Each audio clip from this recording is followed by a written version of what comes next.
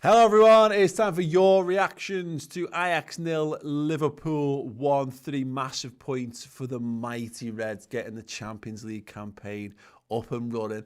Couple of little nervy moments in there, but yeah, we'll talk about them all, I'm sure. First and foremost, first comment comes from Patrick at PSE_14.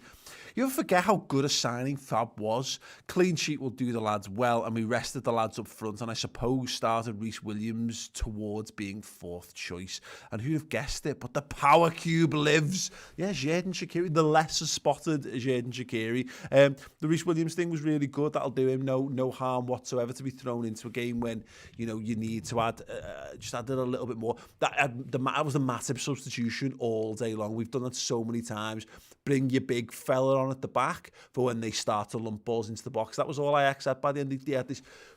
We talk about teams with plan Bs. Ajax have clearly got a plan B there. They play this great little intricate tiki-taka style footy, and then they throw the massive lumps on to try and hit them with the big crosses at the end, and Liverpool dealt with it really, really well. Fabinho, so much love for Fabinho in the comments tonight, and rightly so. Yeah, I mean, I don't know that anyone forgets that Fabinho was really good, but I mean, look, I think he's one of the best DMs in the world, and that was an outstanding centre-back performance, and this is kind of backed up here. Official dickhead, Abstrusel.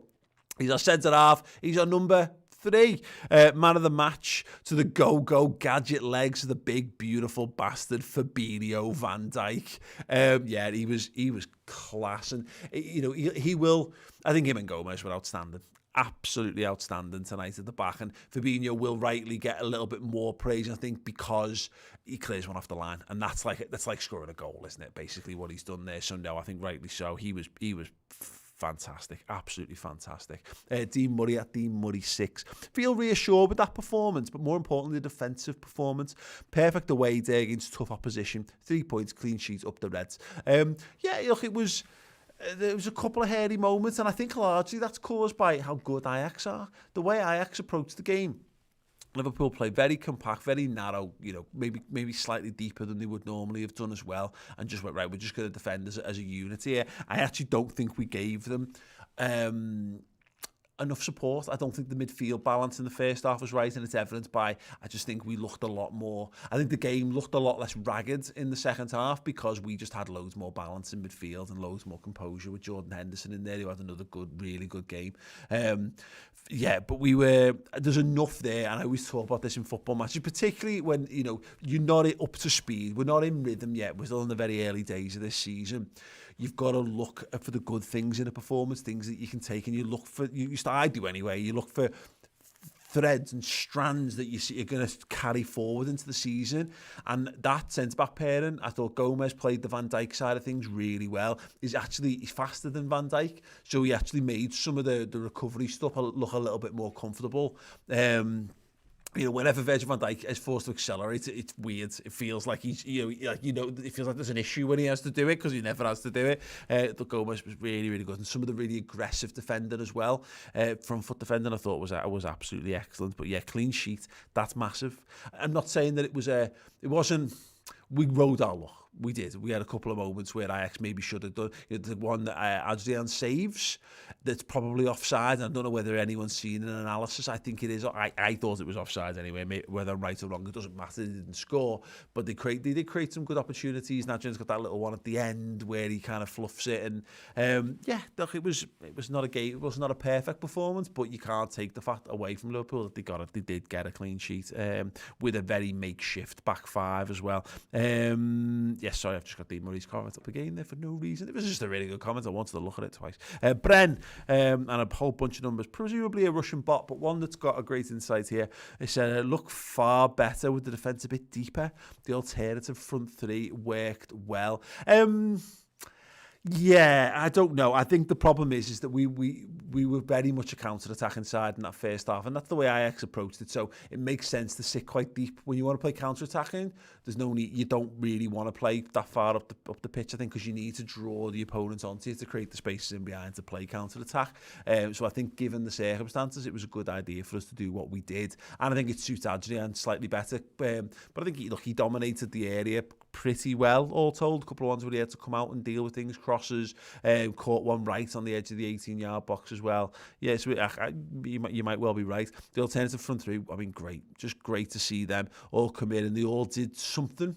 Jota looks really good. Another real signs of encouragement for Minamino. And Shaqiri's class. I just like seeing Shaqiri. Shaqiri is the perfect example of how good Liverpool's squad is. That like you just go, oh, and Xherdan Shaqiri, he would get in the side for a lot of Premier League teams, a lot of Champions League teams. So yeah, Scott Hawkes. Joe Gomez stepped up phenomenally well. Fabinho was just class whenever he plays.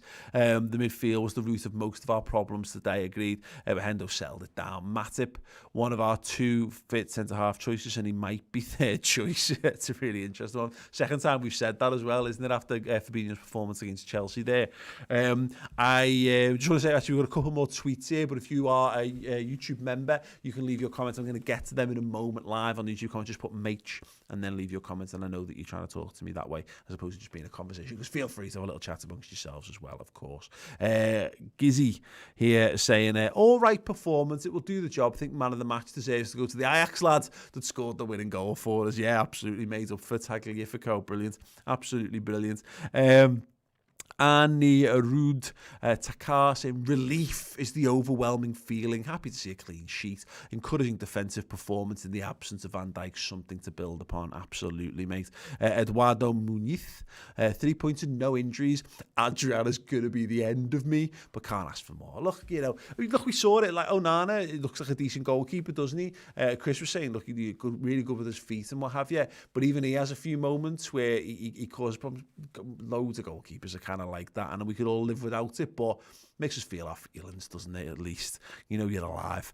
Mohammed and Sab Chaudhry, Klopp taking off the whole front three was hilarious. Never seen anything like it under him. Yeah, that was interesting, shall we say, the very least on that one. Yeah, massive bollocks. Shows a massive amount of encouragement to the players that we've got there as well. I really enjoyed that. Really enjoyed it. And I think you're saying, look, I mean, this squad needs to thrive in pressure. That's how this squad is built, how the squad was forged. So how do you get a bunch of other lads up to speed? You throw them into pressure situations. You go, I believe in you. Go and do what you do. And look, we could have put that game to bed, quite comfortably by the end. Gini Wijnaldum was outstanding actually in the last 20 minutes of the match. And I thought Jota was really good. And Minamino, and look again, Shaqiri sound.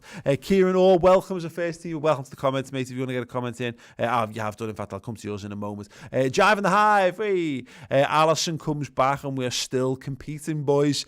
Adrian is an oof fest, but thought the boys showed a lot of mentality. I agree with all of that, mate. Absolutely. Yeah, Adrian does cause a little bit of like.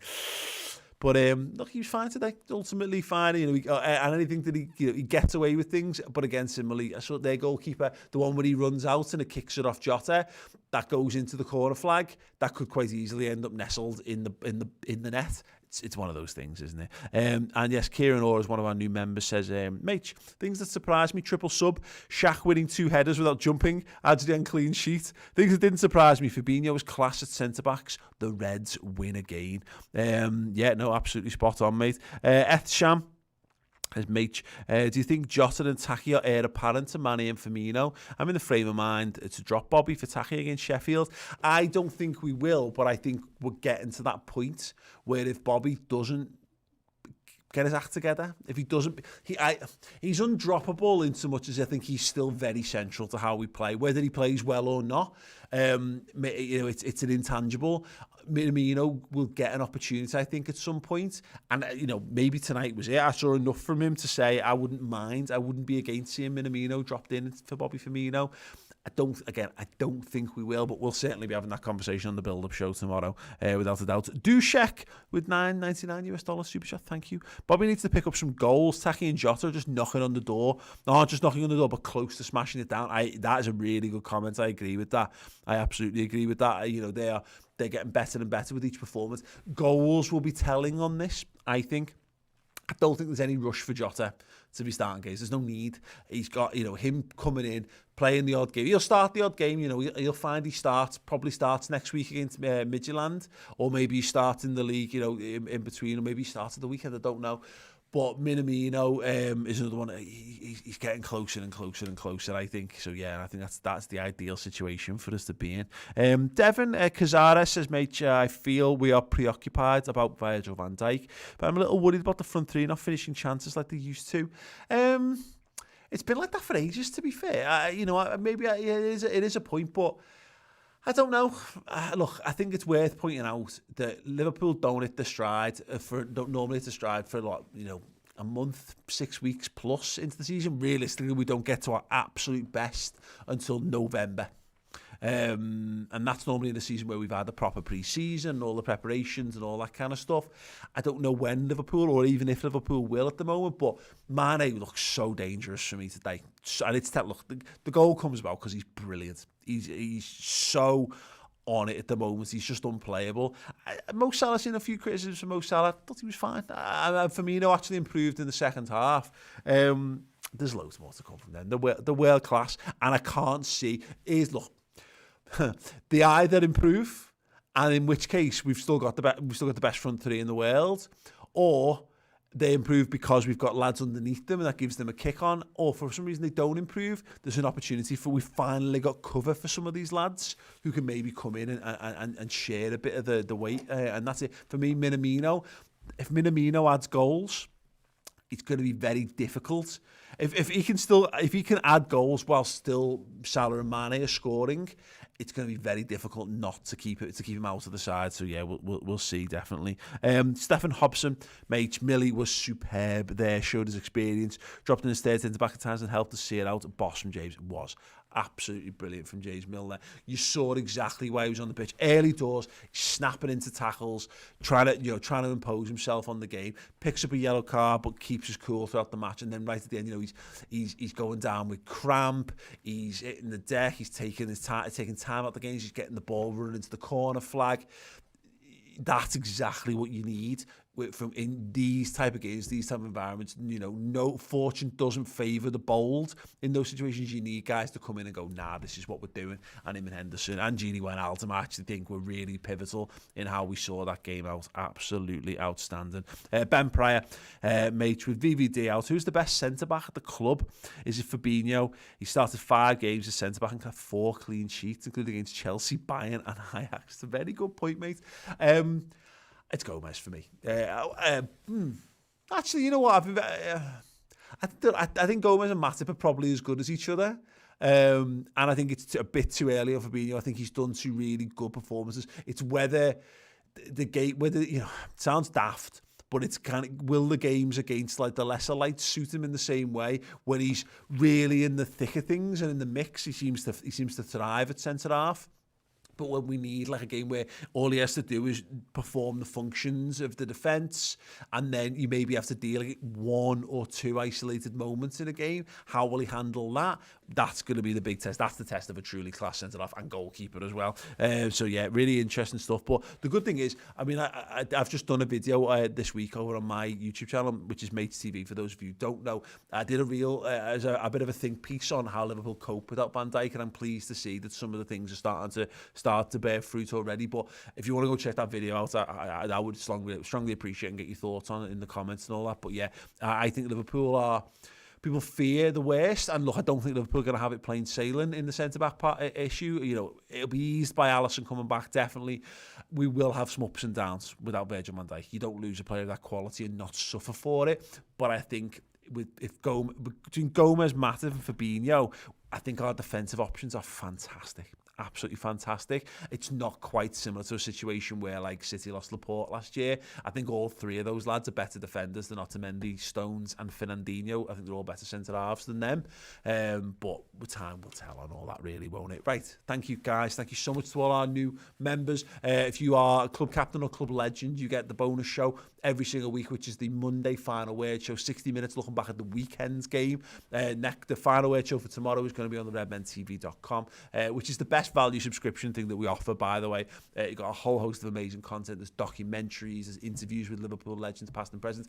Episode 3 of our In Conversation with series with former Liverpool CEO Peter Moore goes out this Friday. What a series that has been. And yes, there's loads of other ways in which you can support the channel in the meantime, but also we never ask for something for nothing. We always try to give you guys as much entertainment as possible. My book is out now if you want to pick up a perfect Christmas gift for yourself or for a loved one who likes Liverpool and likes a laugh as well. Maybe an older person who likes to have some Boss Bog reading. But if you want to giggle at some of the mad reactions that happen around Liverpool last season on the way to winning number 19, then yeah, the book is available right now on the Redmen TV merch store.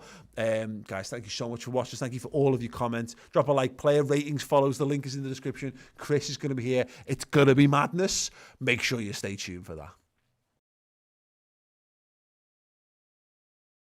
Of everything is available for sale right now. It comes in 2 editions, the standard edition and the special edition, which comes signed with a custom message of your choice and with a limited edition Redmen TV sticker pack as well. The book is huge. It is A4 size and it is chock full of insight. Photographs from around the world following the mighty Reds, who were reigning European champions, who won the Super Cup, who became champions of the world, and then capped it all off with a 19th league title, becoming champions of England. The book looks at the highs, lows, absolute insanity and bitterness of rival fans, and some of the craziness from our own fan base as well along the way. It is available now on the Redmen TV store. Get involved.